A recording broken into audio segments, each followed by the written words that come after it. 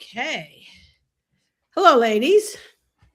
Hello. Hello, and we just went live per my phone. Very good. What was I going to say? Denise and I are just back from a conference. Oh, hold on. Let me fix this. There we go. That's much better. So, Denise and I are back from a conference. And now this week, Sacheen picked the book. So, because she picked the book, I she's did. going first. It's me. All right. So this week, thank you for reading the book because I know it was a thick one. Actually, it's really not that thick. 14 hours on Audible. I mean, it's less than 400 pages. Come on now. Um, this week we read Animal Vegetable Miracle by Barbara Kingsclever, with Stephen Hopp and her daughter Camille Kingsclever adding additional segments throughout. And one of the reasons why I like this book is it came out in 2007, I think. And I had read some of her short stories in school, in one of my degrees. I forget which one. I'd taken a couple of writing classes and I had read some of her short stories, and she wrote short stories. So when I found this book randomly when I was going to grad school in Columbia, Missouri, um, I happened to be in a little bookshop, and I thought, oh, I know who that is. Let me pick this up and see if it's similar to her short stories. And it blew me away to the point where uh, I was in grad school many, many moons ago, and I still have the copy of this. This is the original copy that I purchased that that day in Columbia, Missouri. I kept it, which means it has moved from Columbia, Missouri to an island in the Caribbean to west coast of the United States to the east coast of the United States and back to Missouri. So it's been all over the place. And the reason that I find that I like this book so much is because it's so relevant regardless of when I read it. So it is A Year in the Life of Food. It's the story of how she took her family from living in Arizona to living in, I believe it's Southern Appalachia, but really it's a story of understanding where our food comes from. And at the time that I read this book in the Midwest, especially, the beginnings of the ethanol, corn ethanol connection were being made, and crops were being replaced from growing food to growing crops for fuel. So it was a big discussion where I lived about, what does that do for our food? What is that going to do for the future? And a lot of people are like, oh, this is going to be great, right? Corn for fuel is going to mean we're not going to be so dependent on oil. It's going to be this great boon and life's going to look so much better. But the question really became, but if you supplant the crops to feed people with crops to feed machines, who's going to replace the crops to feed the people? And as I read her book the first time in the midst of that reality, I realized that she was tackling those questions long before they were a national conversation. Where does our food come from? How far does that tomato have to travel to get to your plate? Um, she has a chapter called Waiting for the Asparagus, which is when they decided to kick off their year of living only based on what they could grow or get locally. And I've always been a huge proponent of farmers markets. So as I was reading her journey through trying to figure out when to start, and she picked asparagus. And when I first read that chapter, I'm like, first of all, I hate asparagus. Let me just put it on the table. Let me just put it out there for the world. I hate asparagus in the same way that I hate celery. And when I read this book, what's really interesting is I figured out why I hate asparagus and celery. And it's probably because I've never eaten fresh asparagus in my life. It doesn't grow here. Like, I lived in the middle of Missouri. We were in Kansas. I wasn't eating fresh asparagus, and I never knew what it took to grow asparagus until I read this book. Now, fast forward many years later, when I read this book when living in Washington, Cleveland, Washington, to be exact, and I met a bunch of farmers who were like, "Hey, have you ever tried freshly grown celery?" And I'm like, "I don't like celery. Celery tastes like water in a stick form, and I don't get it. I don't understand the fascination with the taste. It tastes like something that I don't want to think about it." And then I had celery that was not grown hydroponically, but grown in the ground, and the flavor profile was so different than what I had been raised on. And I like the fact that in this book she talks about, it'd be easy just to take this from the perspective of, oh, obviously you could do that. You had land up in Appalachia, you had these acres, you could do this. But she makes the point to say it isn't about her privilege of this land, it's about a change of mindset. It's about understanding that whether your food comes to you because you bought it in Whole Foods or Hen House or on your own land, it has to come from somewhere. And we all have to tackle the question of, where does the food come from? And what are you willing to sacrifice to keep it on your plate? So I found that interspersing of the recipes and her daughter's perspective and the little vignettes here and there about the quality of the food and the oil and all the things. I just found it to be a very fascinating read, enough so that I've been recommending this book every year for 20 some years. All right. So I will preface the book that it is a long book. It is a Right? long book. 14 hours on It's not that Audible. long.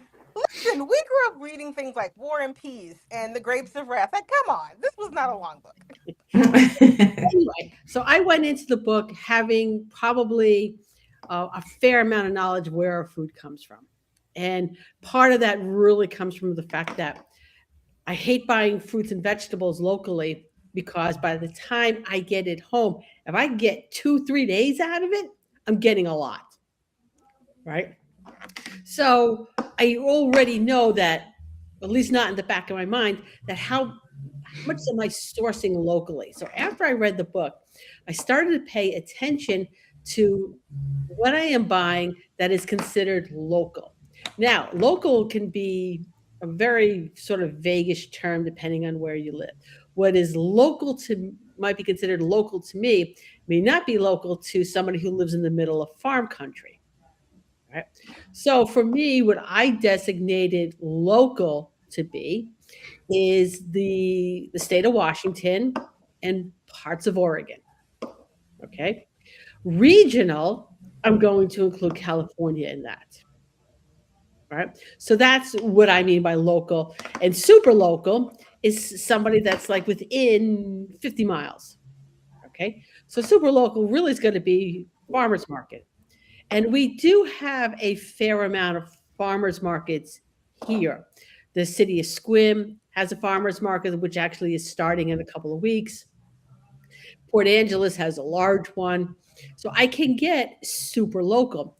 But I think I was really shocked, especially shopping in a store that's supposed to be a farm store, of how much of that was actually super local. Okay. Local and regional. And I'm not considering going into another country as regional because a lot of the vegetables and fruits are coming up from Mexico, and I'm not going to consider that regional. Fair. Mhm. Mm-hmm.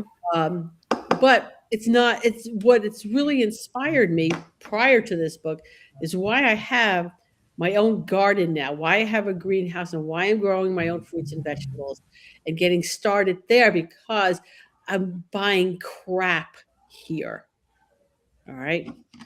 Um, I just bought some grapes 2 days ago, and maybe I'll get another day out of it before I'm going to have to toss them.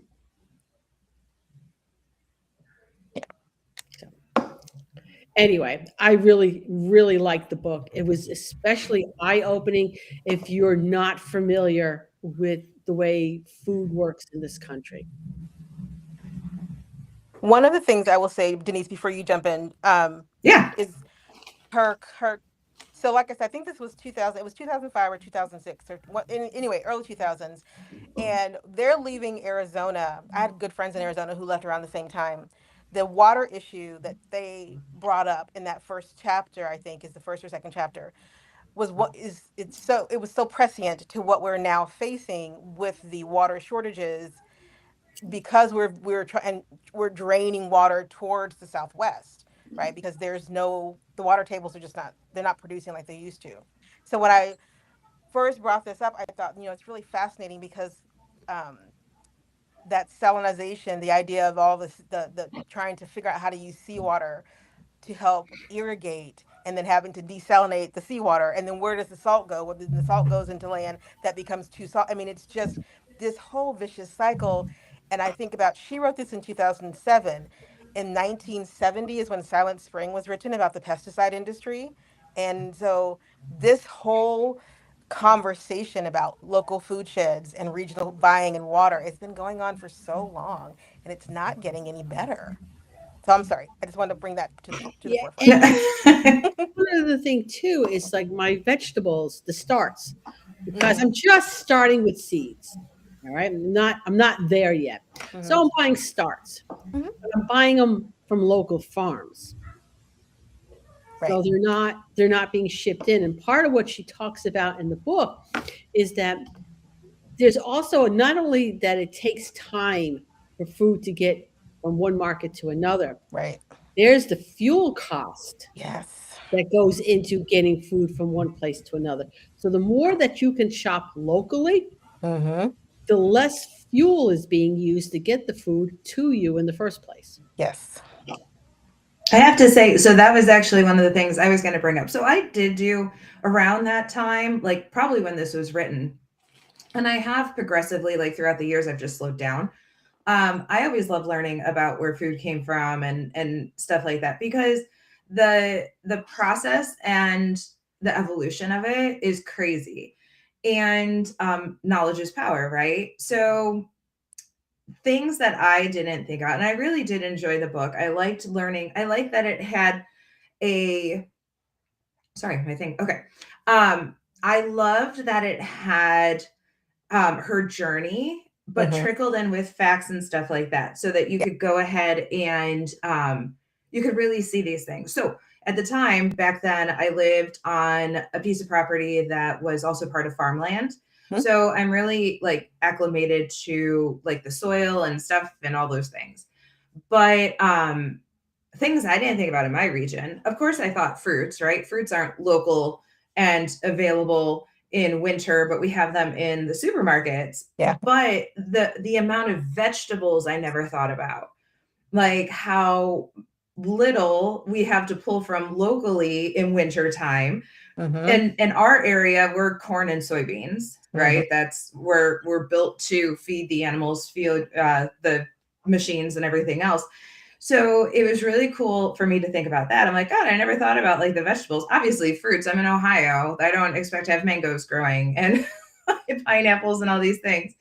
But was the fuel consumption as well? I never thought about that. Like just even going from California to Ohio and like the amount that we spend just to get fruits over or food over to regions that aren't having it.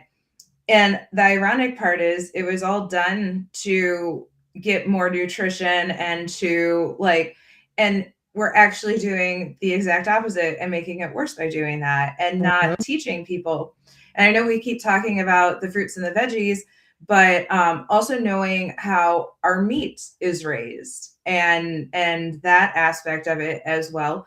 And there is such a difference because we have local, farms that will do boxes and stuff like that. They'll do shares and farm shares, and it is night and day difference when you get something fresh versus something off the shelf. And then just thinking about the process that it had to go through. So I too was not, I would say I was pretty versed in a lot of it, but it was a really nice reminder of the things that I forgot about. And a nice way to really just she laid everything out of where like I didn't realize, I don't know, when I was in school you could take your apple and plant seeds. I never even thought about it. I didn't realize that they were producing them, so you can't do that. I didn't even know anything about seed shares and all that other stuff from, I just assumed I could go do the same. I just don't because I don't grow an apple tree.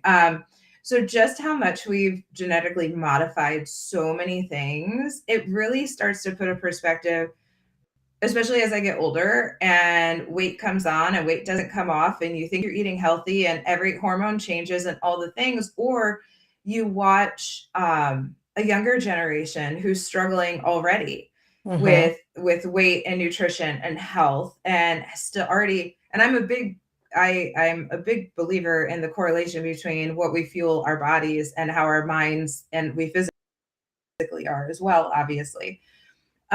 So just to even have that reminder and then sort of take a look at the people I hang around with and their struggles and their inflammation. And, we didn't do fast food when I was growing up. That was a treat, right? It was once every few months you got a treat of McDonald's, or my mom would take me to school and we would have breakfast at Burger King.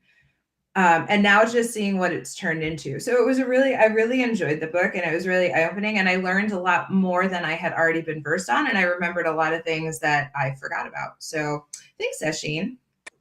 Hey. So I'm planting stuff that I'm going to eat. Okay.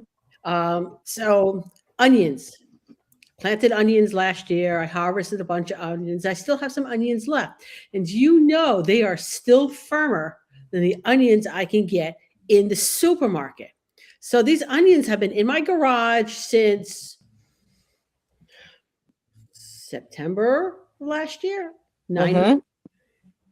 And they're in way better shape than any onion that I buy at the supermarket.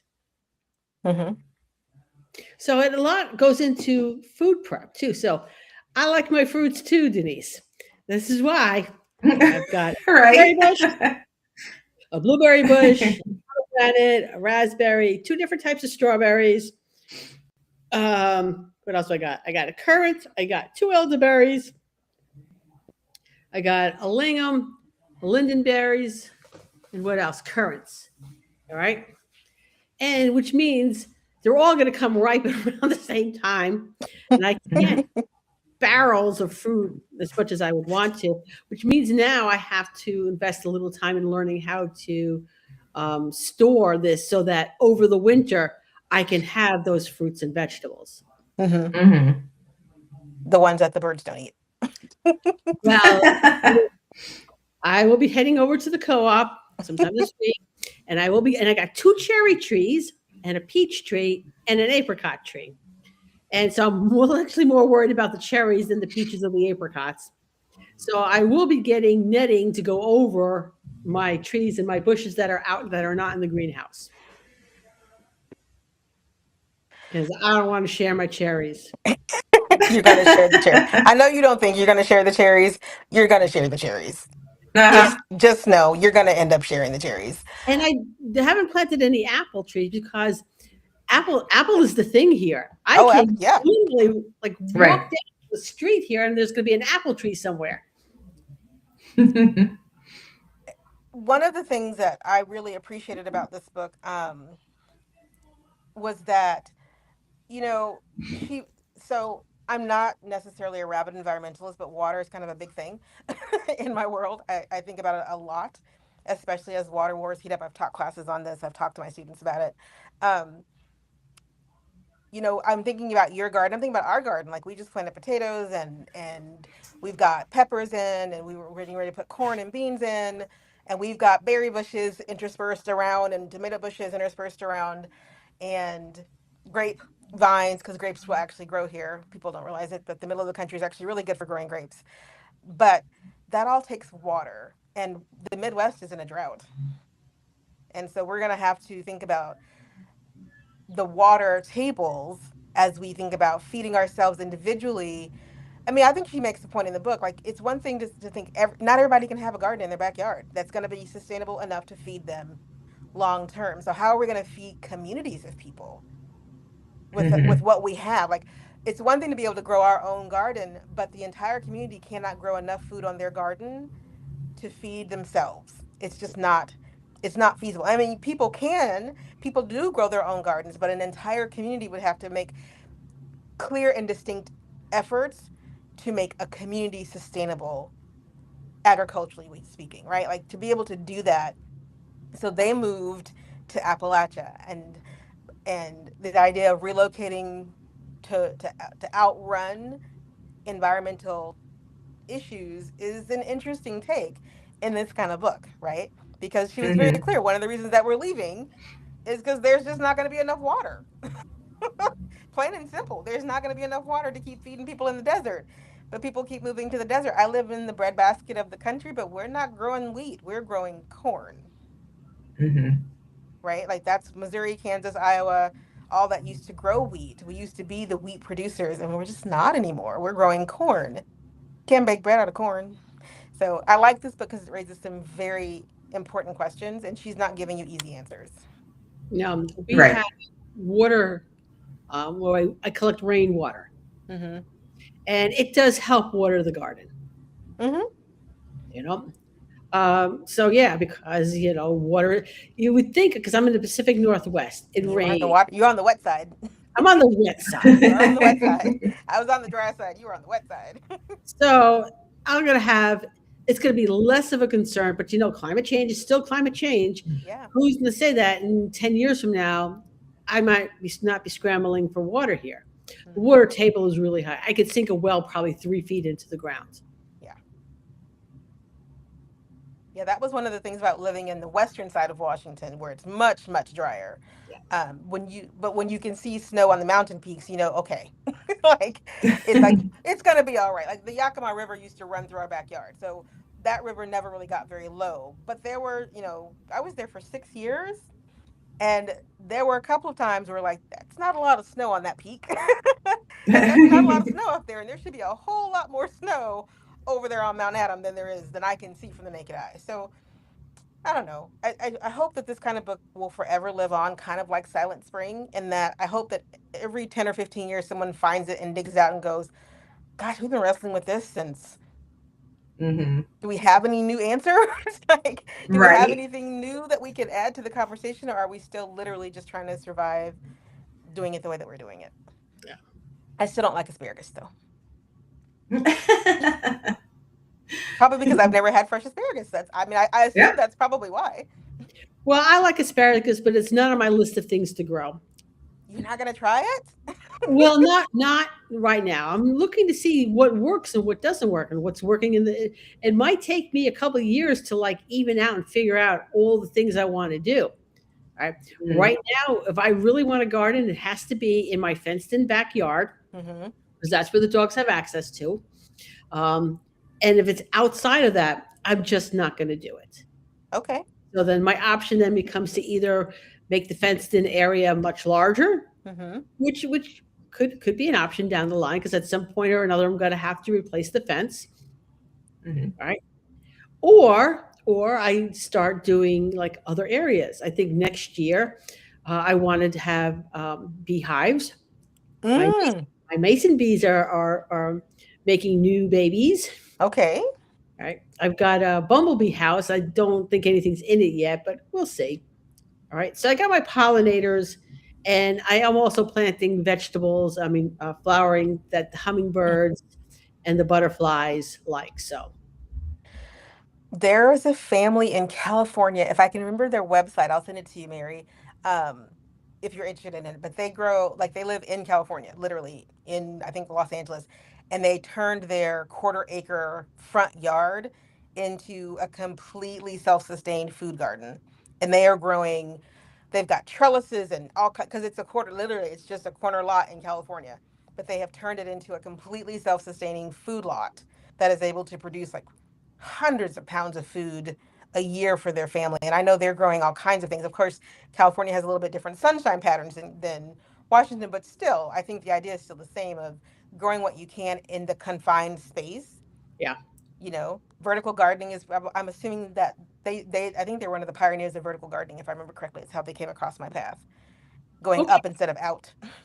Well, that might be an option for me too, as I start growing more stuff. But I guess the next sort of books on my plate are going to be food preservation books. It's going to be. I've sent you a couple. Now, well, we'll look for your recommendation. Well, it's great to have pounds of blueberries, but if I don't eat them all. Yes. You can send them my way. We go through quarts and quarts of blueberries all summer long, like literally. They're to the point where my son's dentist is like, "Do you eat a lot of blueberries?" And I said, "How did you guess?" She's like, "Because your son they stain everything, and if you eat them over a long period of time, the stain just doesn't come off with your teeth. It doesn't matter. You can brush 14 times a day. Blueberry stains stain in the dentin." Because it's such a rich color, it just doesn't come out, even with professional. He gets his teeth cleaned all the time. She's like, we could tell. Nothing you can do about it. Literally, there's nothing you can do about it because blueberries just stain. Right. That's why they make a great dye. Okay, so overall, I think we all highly recommend this book. So again, you want to show the book? Yep. I'll keep recommending it to everyone I meet. I just think it's a good read. Yeah, so it's in my Audible library now, so I can go back to it. But like I said, it's not a quick read. It's not. You can take your time with it. You can read a chapter here, a chapter there, and feel like you're getting something out of it and not have to race through it. Okay. Right. So excellent. Thank you, ladies. All right. So we'll be back in 2 weeks. Yep. And what are we reading? Oh, this is the fun one. House of My Mother. Oh, yes. Oh, I think my Libby just dropped with that one. Okay. Yeah, I I'm already almost done with it. What was that? I'm almost done with it. I had to make Yeah, sure I yeah. got it on there. So I've already read it. And that's all I'm going to say about it. Mm-hmm. Yeah. There's another documentary coming out about this family. So Okay, so thank you everybody for watching, and we'll see everybody in 2 weeks. May 3rd. May 3rd.